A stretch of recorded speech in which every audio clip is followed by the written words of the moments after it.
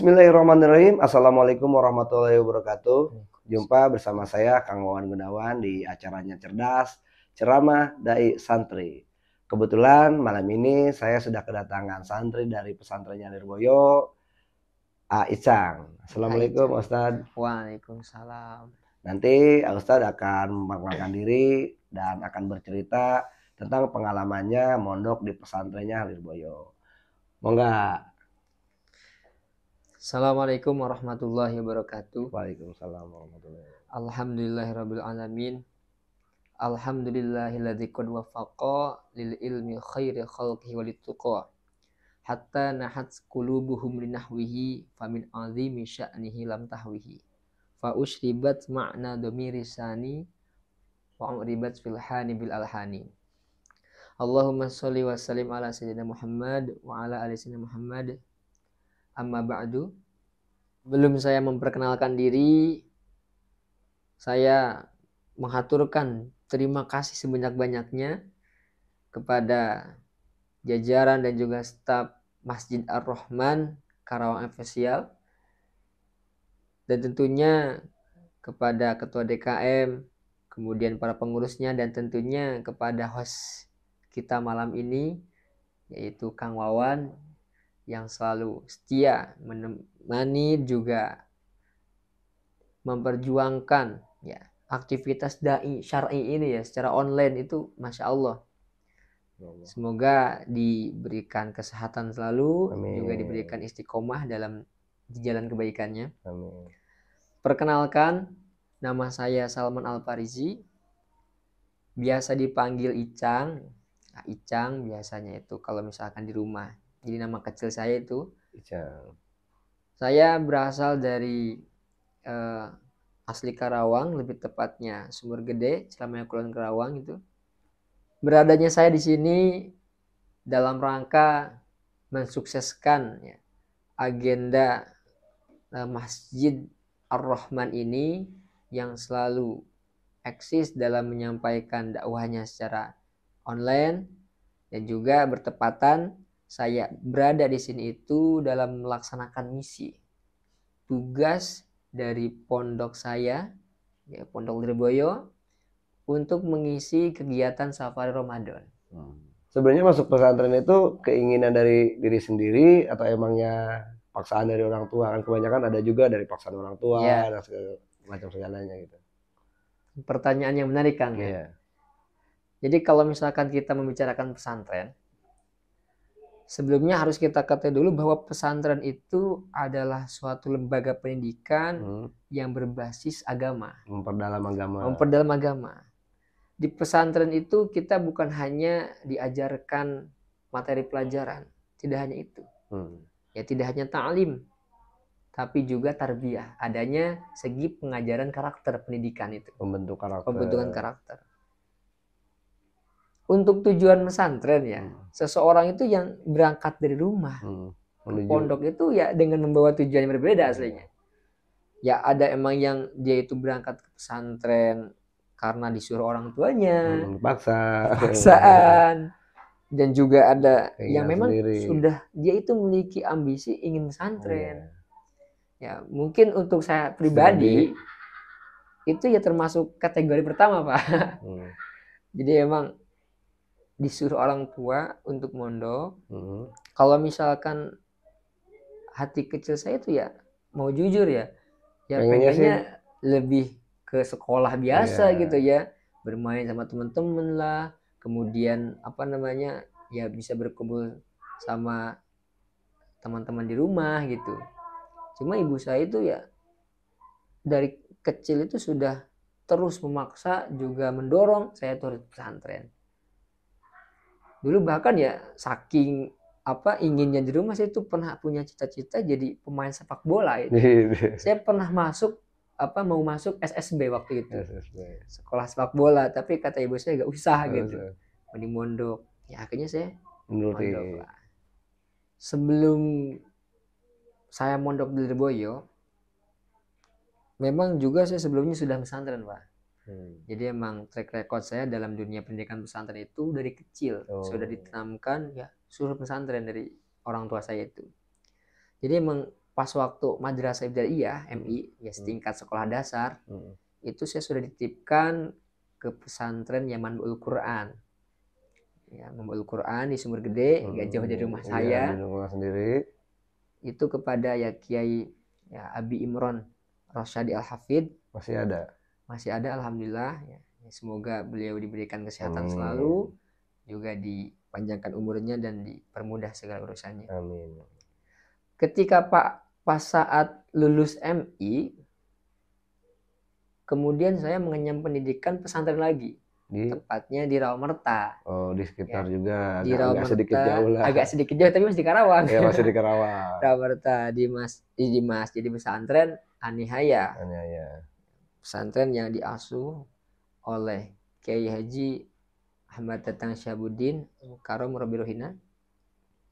Setelah itu baru 3 tahun di Rawamerta, setingkat MTS, baru saya menginjak di Lirboyo. Dan alhamdulillah saya sampai sekarang di Lirboyo itu sudah menginjak 7 tahun. 7 tahun. Luar biasa.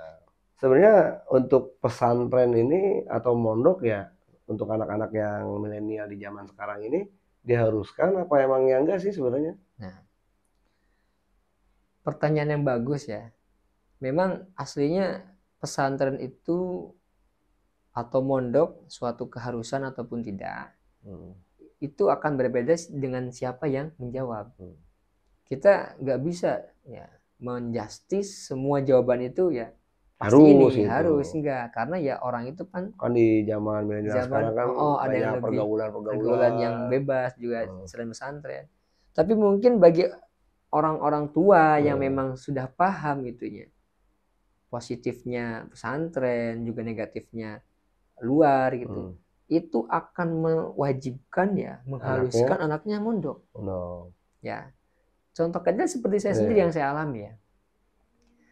Pas saya menginjak dewasa, itu saya ingin bertanya ke ibu saya, karena dulu pas waktu kecil Pak, saya itu sempat ada pertanyaan gitu, ada pikiran bahwa kenapa ya orang tua saya itu mendoakan saya? Gitu. Apa mau dibuang? Gitu. Apa mau dibuang? Nggak suka nih sama anak ini. Kok tega gitu? Anak sekecil itu gitu maksudnya. Jauh dipondokan keluar, dipisahkan dari orang tuanya. Akhirnya saya ingin bertanya. Waktu itu suatu tempo saya tanya ke orang tua saya, kenapa sih saya dipondokkan? Sempat nanya tuh ke orang tua ya? Sempat nanya itu waktu itu. Akhirnya ya jawaban ibu saya itu ada 2 alasan yang menjadi yang sekarang paham. Yang sekarang itu paham. Oh ternyata pentingnya pesantren dari ini gitu ya. Yang pertama itu ya alasan ibu saya kenapa kok ingin memondokkan saya di pesantren, karena melihat pergaulan di luar. Yang sekarang sangat Masya Allah ya bisa dibilang parah juga ya. Jadi gak mau, bahkan teman-teman saya juga ada yang ya maaf saja ya sampai urusan polisi dan juga lainnya ada itu. Itu yang paling takut sama orang tua saya. Nggak mau gitu, nggak mau menjadi terbawa pergaulan. Itu perlu diingat ya. Yang kedua, kenapa kok alasan ibu saya itu memondokkan saya? Karena dilatar belakangi dengan keinginan ibu saya, ya, keinginan ibu saya yang memang punya cita-cita Pak. Jadi masih ingat saya itu waktu itu ya dibilangin ya dikasih nasihat, ibu mah mau ketika pas ibu udah gak ada, sudah meninggal, yang mengajikan ibu tuh kamu, gitu. Anak ibu sendiri gitu. Ketika ibu udah gak ada, kamu yang datang ke makam ibu, mengajikan ibu, bawa murid-murid kamu misalkan kalau punya kan. Jadi masa bisa kalau misalkan ibu mati yang ngajiin orang lain kan, sedangkan anaknya sendiri gak bisa ngaji Pak. Ya juga mungkin renungan jadi Kang Wawan juga ya. Ya bayangkan misalkan bapak atau ibu-ibu ya pemirsa, ketika memiliki anak yang mohon maaf gak bisa ngaji, nanti ketika kalian itu meninggal yang mau ngajikan siapa? Itu sangat tersentuh sekali itu. Akhirnya di situ saya punya keinginan lagi untuk benar-benar mantap pondok pesantren itu adalah pilihan tepat. Intinya nggak mau gagal lah ya. Nggak mau gagal. Bisa dipahami juga bahwa investasi orang tua yang paling berharga itu ya bukan harta, bukan emas, kemudian bukan lahan sawah ataupun bitcoin kripto, tapi apa? Anak yang soleh. Iya. Anak yang soleh yang mendoakan orang tuanya. Sesuai dengan hadis, itu ada pas waktu saya belajar hadis ya. Di pondok pesantren itu pernah memaknai, memang relate banget ya dengan alasan ibu saya itu. Bahwa diceritakan dari sahabat Abu Hurairah, idza mata ibnu Adam in qata amaluhu illa min salasin. Ketika ibnu Adam, manusia itu meninggal, pergi dari dunia menuju akhirat, itu amal ibadahnya semuanya terputus. Terkecuali 3 hal. Jadi ada 3 hal amal yang tidak akan terputus. Sholat itu ya bisa terasa amal ibadahnya selama di dunia. Kalau udah mati ya nggak ada pahala sholat lagi kan. Tapi kalau misalkan 3 hal ini, walaupun sudah meninggal akan terus mengalir. Yaitu apa? Yang pertama adalah sedekah jariyah. Yang kedua, ilmu yuntafa'bih, ilmu yang bermanfaat. Dan yang ketiga ini, waladun soleh yada'ulah, seorang anak yang selalu mendoakan orang tuanya. Jadi walaupun misalkan setelah meninggal, ada anak yang mendoakan orang tuanya, itu selalu mengalir. Makanya ini cita-cita saya emang sudah teguh lah prinsip saya di pesantren. Jadi juga agak minder sama orang-orang yang sekolah. Ya sebenarnya pesantren itu menyeramkan apa enggak sih? Aslinya pesantren itu sangat menyenangkan ya. Menyenangkan sekali. Jadi ya mungkin ini Ustaz bisa ini mengajak untuk pesantren, sebenarnya pesantren seperti apa sih? Nah ini pesantren itu ya. Jadi jangan dikira atau jangan sampai ada pemikiran ya pesantren itu menakutkan, pesantren itu menyeramkan. Intinya dunia pesantren itu adalah dunia yang menyenangkan. Karena di sana kita bisa bersosial dengan berbagai orang yang beda karakternya, juga bertemu dengan macam-macam suku, adat, daerah dan ras ya. Kalau misalkan bisa dibilang ya pesantren itu adalah ya dunia tipe kecilnya gitu. Dunia versi kecilnya. Karena di sana kita bertemu ya, Indonesia kayaknya di sana ada semua Pak. Iya. Ya orang Lampung, orang Jawa itu banyak, kemudian orang luar Jawa, bahkan malah luar Jawa pun ada di sini. Butuhnya dari Karawang juga nyampe ya. Untuk Lirboyo.